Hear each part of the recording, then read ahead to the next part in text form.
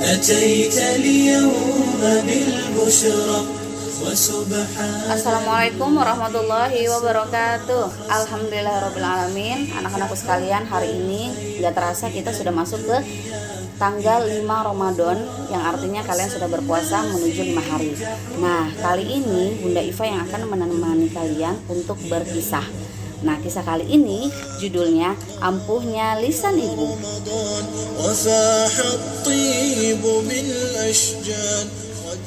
Sahabat Abu Hurairah berkata, aku mendengar Rasulullah Shallallahu Alaihi Wasallam bersabda, tidak ada yang dapat bicara saat masih bayi dalam buayan kecuali Isa putra Maryam dan bayi dalam kisah Juraiz. Ada yang bertanya, ya Nabi Allah, bagaimana cerita bayi dalam kisah Juraiz? Dan inilah kisahnya.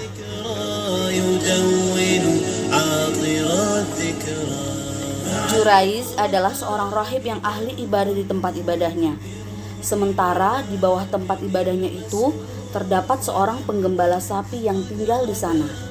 Dan ada seorang wanita yang tinggal di desa itu sering mendatangi sang penggembala sapi.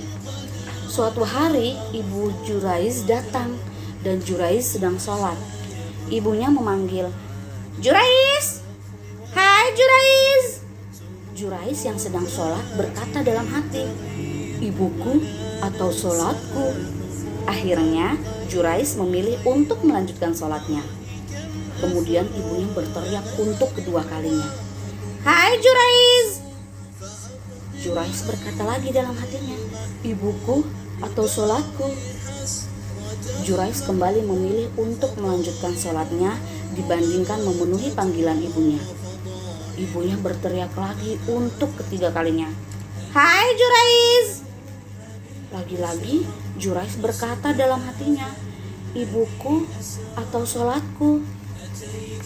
Juraiz akhirnya memilih untuk terus melaksanakan sholatnya dan tidak memenuhi panggilan ibunya.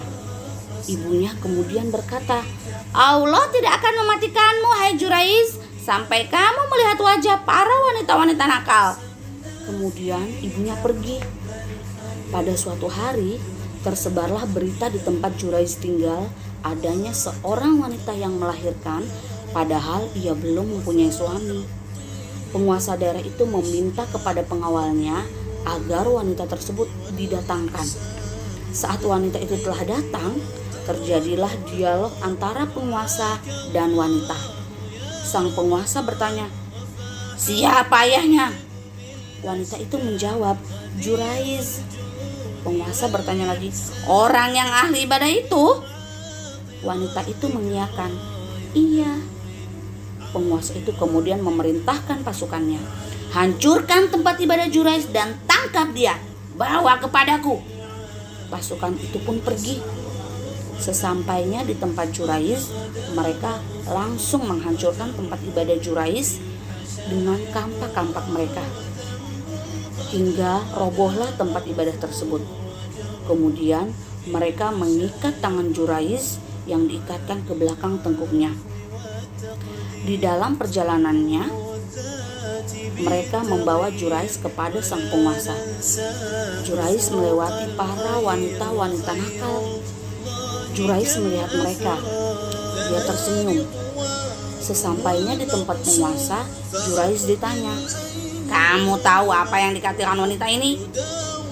Juraiz berkata, apa yang dikatakan wanita ini? Penguasa ini berkata, wanita ini berkata bahwa ayah dari anaknya adalah kamu. Juraiz kemudian bertanya kepada wanita itu, kamu berkata seperti itu? Wanita itu menjawab, iya. Juraiz bertanya, mana anak yang kamu maksud? Orang-orang yang ada di tempat itu berkata, itu yang digendong. Juraiz mendekat ke bayi itu dan bertanya kepada bayi, siapa bapakmu, nak? Bayi itu dengan ajaib ternyata bisa menjawab, pengembala sapi. Sang penguasa akhirnya menyesal atas tindakan yang salah, merobohkan tempat ibadah Juraiz yang terbukti dia tidak bersalah. Lalu dia berkata kepada Juraiz, "Wahai Jurais, apakah kamu ingin kami membangun tempat ibadahmu dari emas?" Jurais menjawab, "Tidak." Penguasa bertanya lagi, "Dari perak?" Jurais menjawab, "Tidak." "Kalau gitu, kami harus membangunnya seperti apa?" Jurais menjawab, "Bangunlah tempat ibadahku seperti semula." Sang penguasa bertanya kembali, "Tetapi apa yang membuatmu tersenyum saat di jalan menuju ke sini?" Jurais menjawab, "Itu hal yang sudah aku ketahui pasti terjadi. Aku terkena kalimat ibuku." Kemudian Jurais mengisahkan kepada penguasa peristiwa yang menyebabkan keluarnya kalimat sang ibu. Nah, anak-anak soleh sekalian, hikmah apa yang bisa kita ambil dari kisah ini? Yuk kita gali bersama-sama. Yang pertama, salah satu bentuk bakti kepada kedua orang tua adalah dengan menjawab dengan segera jika dipanggil ibu atau bapak. Yang kedua, seseorang boleh membatalkan sholat sunnahnya untuk memenuhi panggilan orang tua ini dengan tujuan untuk menunjukkan sangat tingginya posisi orang tua di mata anaknya. Tetapi untuk sholat wajib tidak boleh dibatalkan walaupun dipanggil orang tua. Yang ketiga, mencari keridhaan orang tua sangat penting, dengan harapan kita didoakan oleh orang tua dengan kebaikan dan tidak didoakan dengan kejelekan seperti kisah Jurais. Dan yang keempat, betapa ampuhnya kalimat orang tua. Maka seorang anak harus berhati-hati jika membuat marah kedua orang tuanya. Nah, semoga Allah Subhanahu wa Ta'ala memudahkan anak-anakku sekalian di bulan yang penuh berkah ini untuk menyambut panggilan kedua orang tua dan mau berusaha untuk tidak membuat orang tua marah.